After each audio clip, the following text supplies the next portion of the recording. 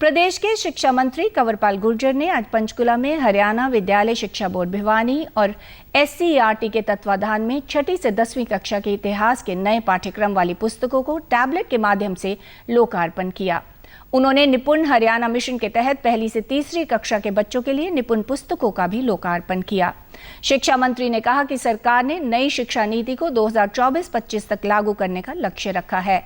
इस दिशा में बेहतरीन शिक्षक और विषयों के विशेषज्ञों के समूह द्वारा पाठ्य पुस्तकों पर शोध करके विभिन्न प्रकार की उपयोगी शैक्षणिक सामग्री तैयार की गई है। अब तक का इतिहास है, उसका हमने प्रयास किया है कि वो सारा का सारे की जानकारी बच्चों को दी जाए और उसका मैंने आपको भी सारा डिटेल में दे भी दिया है कि किस किस क्लास में कौन कौन सा इतिहास हम पढ़ाया जाएगा, तो उसकी पूरी जानकारी देने का हमने प्रयास। हरियाणा विद्यालय शिक्षा बोर्ड के चेयरमैन जगबीर सिंह ने बताया कि 6ठी और 7वीं कक्षा के नए पाठ्यक्रम में प्राचीन भारतीय समाज के शासन, कला, साहित्य, विज्ञान की उपलब्धियों को उचित स्थान दिया गया है।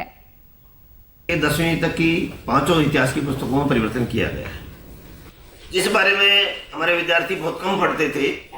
उसको अधिक विस्तार से दिया गया है और हमारे महापुरुषों के बारे में विस्तार से जो एक ही पहला दिया गया था NCERT की बुक में, उसको पूरा पाठ दिया गया है। जिस प्रकार से जैसे आजाद हिंद फौज एवं नेताजी की भूमिका विस्तार से बताया गया है। SCERT के पूर्व निदेशक ने बताया कि नई पुस्तकों में एक भारत श्रेष्ठ भारत की भावना के अनुरूप पूर्व पश्चिम, उत्तर दक्षिण, वनवासी और गिरिवासी सभी भूभागों से संबंधित घटनाओं और व्यक्तियों को स्थान देने की कोशिश की गई है। तो हमने जो प्राचीन भारत का जो स्पेस है वो बढ़ाया है। 6ठी के साथ 7वीं कक्षा का भी आधा भाग जो है वो हमने प्राचीन भारत को, 6ठी कक्षा पूरी प्राचीन भारत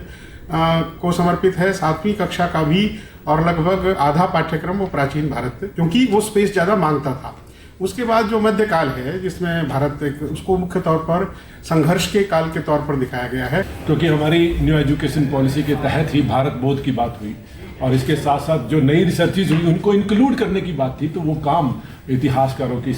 टीम के द्वारा करने का प्रयास